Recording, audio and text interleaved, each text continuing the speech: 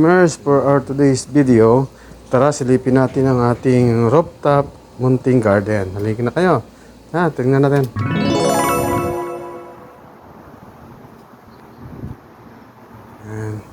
Yan po, sa mga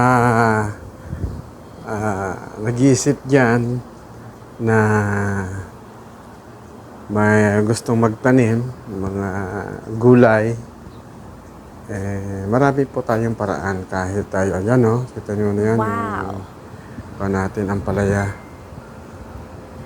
Diyan yung ating ampalaya, okra, yan, kita nyo yan, nakalagay lang po yan sa mga timba. Yan, meron tayong pichay, napakalulusog ng ating pichay mga ka-dreamers, yan o. At tingnan nyo naman. Maraming paraan guys kung gusto natin magtanim. Yan, meron tayong talong dyan na tanim.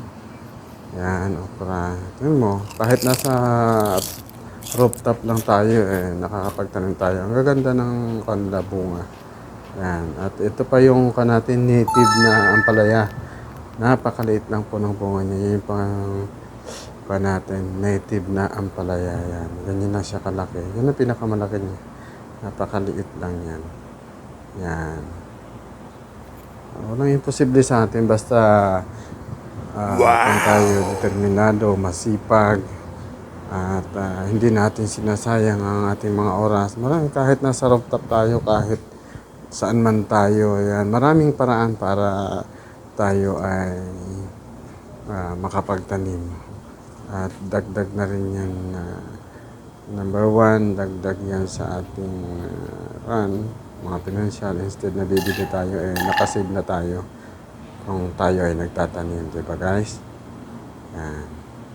Yan. Napakaganda. Nasa lang po yan, nasa timba. Sa timba lang po natin yung tinatanim. Yan.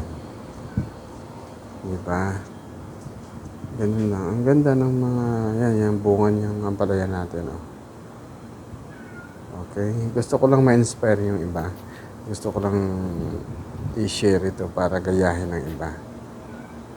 Okay? Itong idea na ito na rooftop farming ang tawag dyan.